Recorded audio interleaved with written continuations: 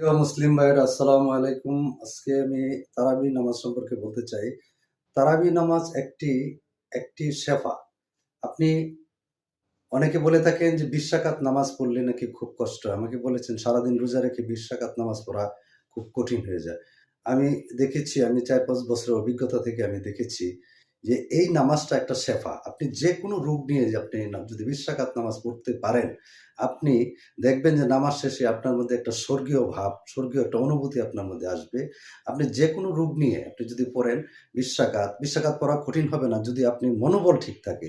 আপনার মন যদি একিন যদি ঠিক থাকে, তাহলে আপনি যদি ২০ রাকাত নামাজ পড়েন, দেখবেন যেকোনো রোগ আপনার এই তারাবি নামাজের খাতিরে আপনার সুস্থ হয়ে যাবেন।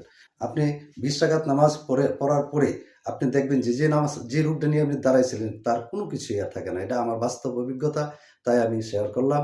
আমি দেখেছি যে আমি ডায়রিয়া নিয়ে পর্যন্ত আমি নামাজের শেষ কাতারে দাঁড়াইছি, যেটা আমি ভাবছিলাম যে হয়তোবা পড়া যাবে না। কিন্তু আল্লাহর রহমতে আমি নামাজ পড়তে, পড়তে আমি ভুলে গেছি যে আমার যে ডায়রিয়া রোগ ছিল। তো এটা পরীক্ষিত একটা জিনিস। আপনারা সঠিক মনোবল নিয়ে পড়েন, কোনোই কষ্ট হবে না।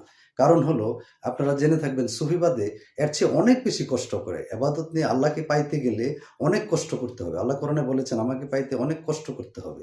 তো এই কষ্ট কিন্তু কিছুই না। সুফিবাদরা যারা যে এবাদত করে, যে কষ্ট করে, বা অন্যান্য অনেক ধর্মে আছে যে ভগবানকে পেতে গেলে বা ঈশ্বরকে পেতে গেলে অনেক কষ্ট হতো। সেই তুলনায় ২০ রাকাত নামাজ এটা কিন্তু খুব কঠিন কিছু নয়। তাই আমি অনুরোধ করব, আপনারা যারা মুসলমান নরনারী আছেন তারা কিন্তু ২০ রাকাত নামাজ পড়বেন। আপনার যদি ইয়াকিন ঠিক থাকে, আপনার যদি মনোবল ঠিক থাকে, কোনোই কষ্ট হবে না এবং আপনি সমস্ত রোগ থেকে শেফা পাবেন। আশা করি জিনিসটা পরীক্ষা করবেন। এই আমার অনুরোধ রইল।